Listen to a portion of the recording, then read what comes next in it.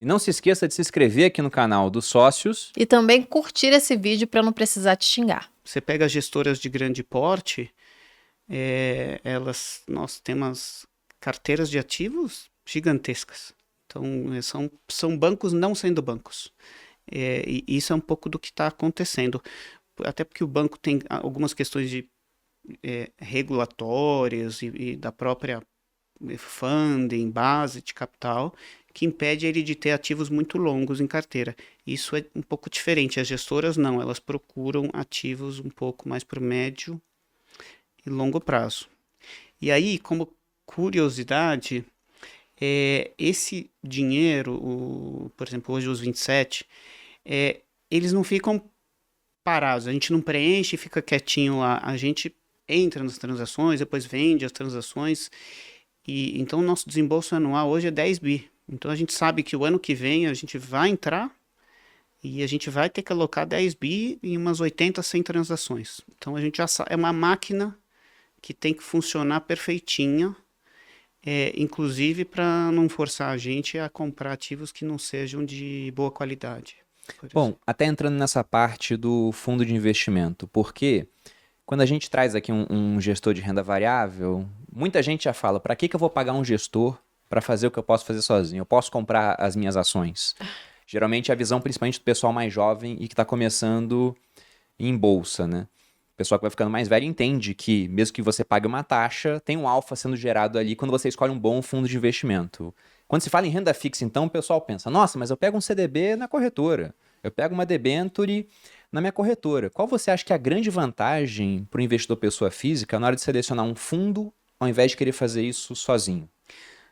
Olha, tem alguns aspectos que são bem tangíveis até. Por exemplo, nossa carteira hoje tem 300 papéis. E a gente diariamente mede a febre dos pacientes. Vê se cada transação está direitinho ou não. E se tiver uma mínima febre, será que dá para eu vender a um terceiro esse papel?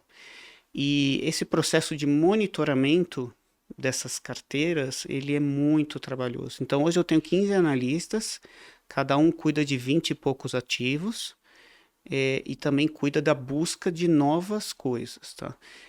Então, esse processo de acompanhar é trabalhoso, e se realmente a febre virar algo mais problemático, lidar com a situação enfim, o investidor ele não vai conseguir, por exemplo, numa assembleia que está tratando de uma transação, o próprio investidor ir lá na assembleia e votar para se defender ou não, para renegociar a transação, tá? Então essa, assim, é uma questão, é prevenir, assim, prevenir problemas, identificar os problemas logo no início, tá? E até porque quando você investe em renda fixa, em bons fundos, que você busque ganhar 2 ao ano mais o índice governo, né, o CDI, que parece pouco no começo, isso em bases anuais e compostas, você começa a agregar um belo retorno no médio e longo prazo, tá? E aí, voltando à questão de uma transação dar problema, você tem o risco de praticamente anular esse ganho a mais que você está perseguindo. É verdade. Se a gente for pensar, renda fixa é emprestar dinheiro para alguém. Tá. Você pode emprestar para o governo através de um título público, para um banco através de um CDB, para uma empresa através de uma debenture, por exemplo. E aí se você pega o seu capital, digamos que você tem 100 reais, 100 mil reais, para ficar um número mais tangível para poder dividir entre 10. Ele passou para 100 mil. É porque eu dividi 100 reais entre 10 pessoas, é 10 reais para cada um. Mas o que eu digo é, você tem 100 mil reais, vai emprestar para 10 pessoas, 10 mil para cada um, e vai cobrar um juros de 10%. Então, seus 100 mil virariam 110 mil no final do ano. Se uma pessoa te der o calote, acabou o seu lucro. Uhum. Então, se você emprestar mal, selecionar mal as pessoas que vão tomar esse dinheiro emprestado, colocar muita gente arriscada para pagar essa taxa de juros, você vai perder dinheiro.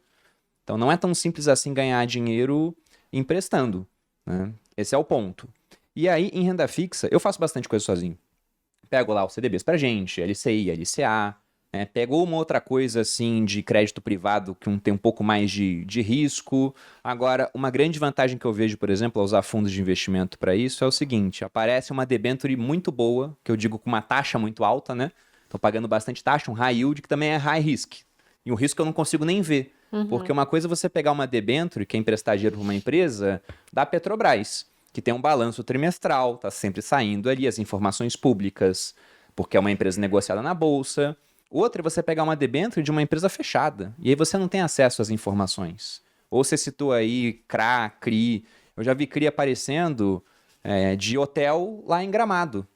Um hotel até bom, que a gente já ficou já, mas qual a informação que eu tenho, além de saber que o travesseiro é ótimo e o café da manhã é sublime? Eu não sei. Então fica complicado de saber se realmente aquele risco ele vai compensar no final das contas. Então nessa hora, eu prefiro usar uma equipe que eu vou remunerar através de uma taxa, mas está composta por pessoas muito boas, porque no caso da Capitânia, 27 bi sob gestão é muito dinheiro, então você consegue atrair cabeças brilhantes que vão olhar para aquilo o dia inteiro. E se o negócio estiver com febre, como você usa essa analogia, eles conseguem revender para outra Resolver. pessoa, resolvendo, anulando parte desse risco.